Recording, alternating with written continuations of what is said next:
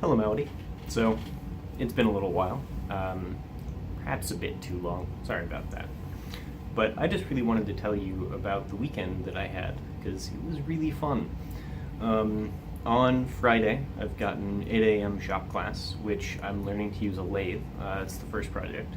I've got this guy right here, which is the first part that we had to make. And I made a few mistakes on it, which I don't know how well they'll show up here. On the back, that's supposed to be like a smooth 60-degree curve, but I was kind of using the wrong tool for it, so it's not quite smooth, doesn't look quite right. And then on this edge here, you can see, well, maybe you can, I don't know if you'll be able to. There's this little lip right there in the center. That's because I accidentally pushed the tool into the part as opposed to taking the tool out of the part. So, whoops. Learning process, I guess. But it's really fun. I had to do that across 2 different days, because on the first day I had to leave and go to the capstone meeting with my team. So I came in on the next day. So that brings me to Saturday, where I got my shipment of Soylent in, because I'm trying to eat Soylent again, just because it's really easy and relatively inexpensive. I think it'd still be cheaper to cook all of my own food, but this way it's really easy. So I went and hung out with Hannah so I could just trade some flavors of Soylent back and forth. And we went out and played some Frisbee for a while. Also ate at a poke store.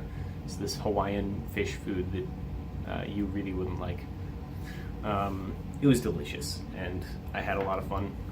We got a birthday card from my mother. And that was what I did with Hannah. Then I came home. I wrote a lot more than I do usually. I did tell you about that, and it's kind of sad that like that amount is a lot more, but whatever. But I think I'm going to get a lot better as I, continue to write all the time, or at least every day. Now, on Sunday, I didn't actually end up writing because I had another real busy day. Basically, in the morning, I met up with a group of 5 of my friends, and we fit like 6 people into a single booth at Waffle House. That was fun. Ate there, hung out before one of them had to go to work, and then we went back to Charlie's house. He was my old roommate. He's in a different house now, but and we hung out with him, and he's got like an Oculus Rift, and we watched YouTube and talked and hang out, and did that just pretty much the whole day. Then I came back and played like Battlerite and such.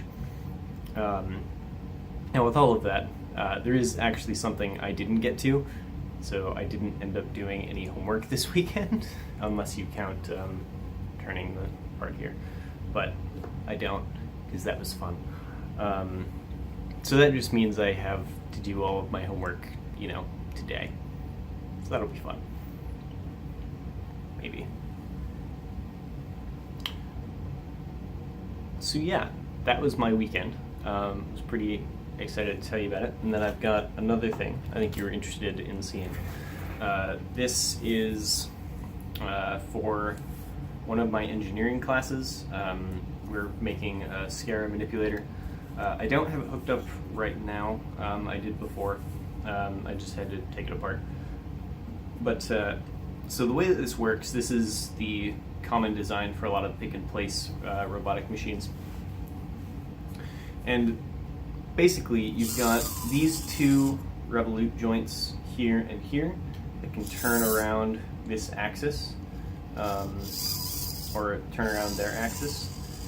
So that allows you to get above any point in space within, I actually drew it out, like these 2 arcs right here. because you can turn this guy in an arc here and this guy in an arc to reach any point there. And then in order to actually work on this face here, you have something called a prismatic joint, which is, in this case, a rack and pinion. They can go straight up and straight down. So you can use that to go down, and in this case, put a marker against the board because we're going to be drawing on the face.